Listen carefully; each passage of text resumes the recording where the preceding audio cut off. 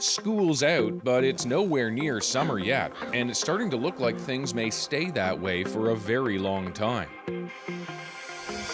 In Taiwan, we're about to spend a day at school with Peggy and her mom, Lily, to find out if what's happening there would ever work in Canada. Here, the government extended the school break and closed schools for only 2 weeks. Now, school's back in, and Peggy's school is taking some extra measures to keep kids safe.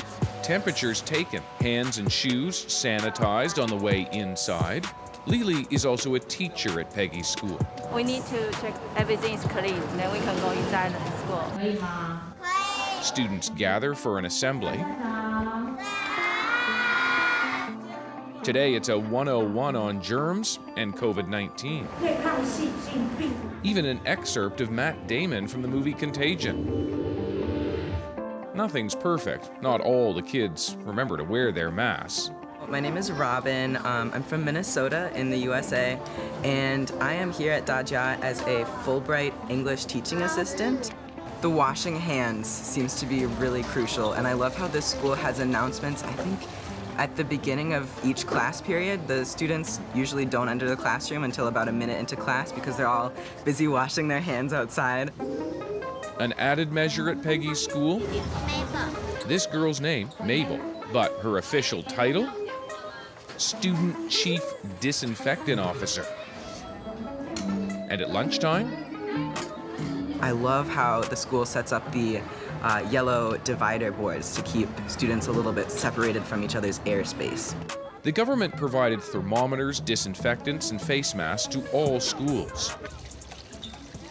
Hi, David. Hello, Minister. Taiwan's Minister of Foreign Affairs is Joseph Wu. What are the measures that you found worked well for Taiwan? Well, I think Taiwan's case may not be applicable to all other countries. Especially for those countries that are hit very hard already. The reason why Taiwan is more successful than other countries is because we responded quickly. Back on December 31st, Taiwan began to assess people on flights from Wuhan for symptoms, and soon after increased production on supplies like masks and sanitizers. Taiwan also tracked people with a risk of infection through cell phones to make sure they stayed home.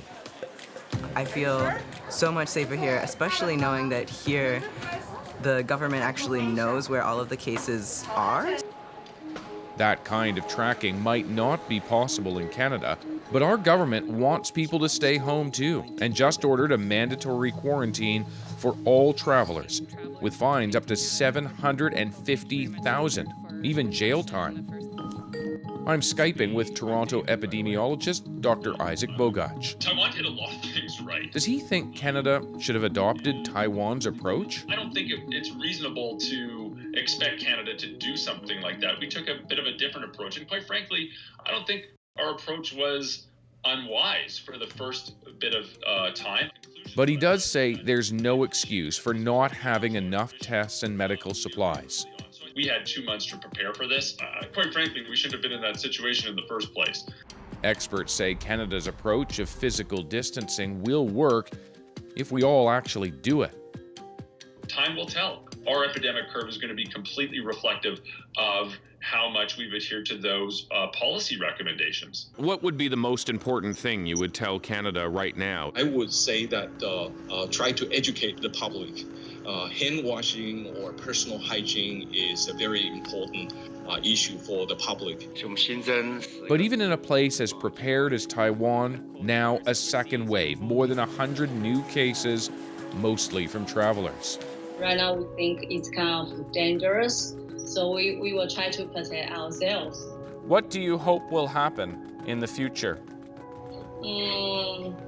Of course, we hope that the disease will be gone soon.